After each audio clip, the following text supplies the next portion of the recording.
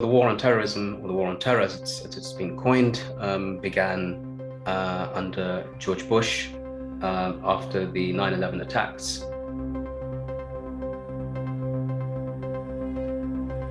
The essential purpose of this war on terror was to capture or to bring to justice, as we were told, those responsible for the 9/11 attacks, and to prevent any further attacks taking place.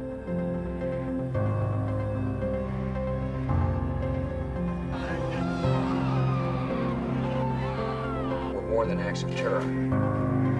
They were acts of war.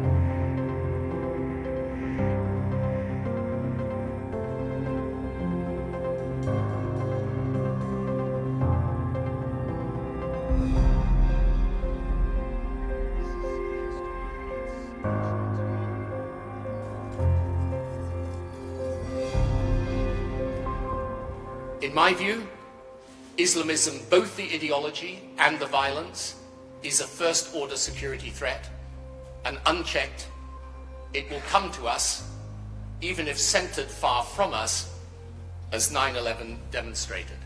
What it in fact became was, in practicality, a war of terror. The CIA torture program, the enhanced interrogation techniques, the setting up of Guantanamo Bay, the use of extrajudicial detention, extrajudicial killing through drone strikes, the occupation of Afghanistan, the subsequent occupation of Iraq, and the introduction of laws throughout Western and indeed other nations affected by the results of 9/11, whereby legislation was passed and continues to be passed that directly affects Muslim communities, particularly in the West.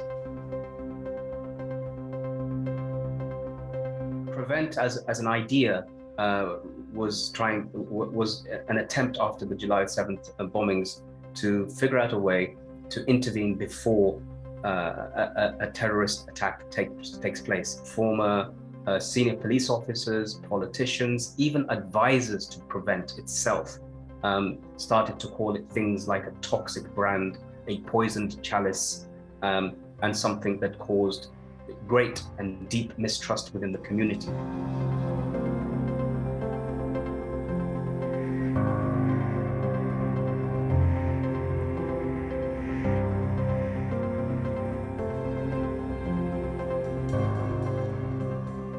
Now, how do you determine what an extremist is? Because that is something that is undefinable in law, something that the government tried to legislate upon and failed because they couldn't define what extremism was. And if you look at Brexit, for example, you'll find everybody from within the political parties is throwing the extremist label at one another. So if they can't agree upon that, how can they apply that to the general population?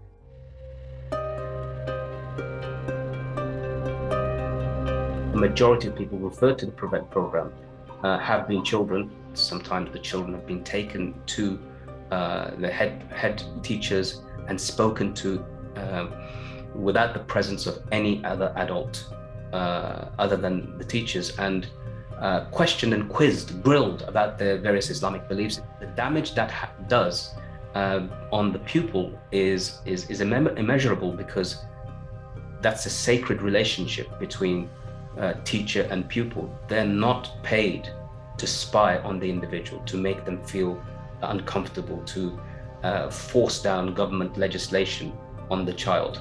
And so the residual effects of that will be long-term, and it will do the very thing that the law claims to oppose, and that is that will turn the child away from figures of authority and create a great deal of mistrust. For a child to prosper in any society, they must be comfortable in who they are and who they believe they are, and being able to develop in that from what they're taught within their homes.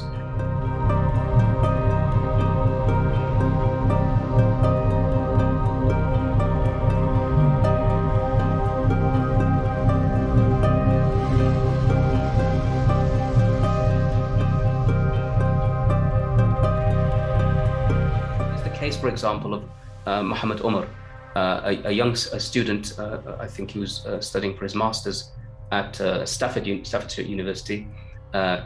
His module that he was studying was actually about terrorism. He was reading a book in a library about terrorism, young Muslim bearded man. He's reported by one of the security guards to prevent officers and is spoken to by prevent officers because he's studying the name of the subject on his course. One of the main pledges of one of the National Union of Students presidents was to challenge prevent right from the get-go, and that in itself, challenging prevent in itself, was one of the markers of extremism.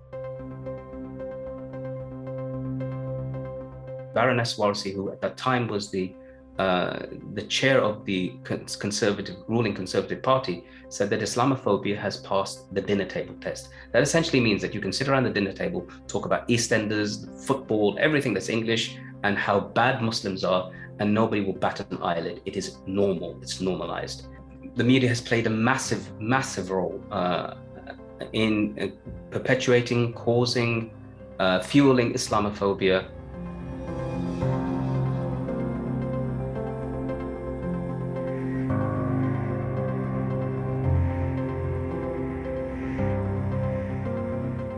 Media, through tropes, through ignorance, and also by design, it has played a very strong role in targeting Muslims, and the blowback from that, of course, hits people on the street.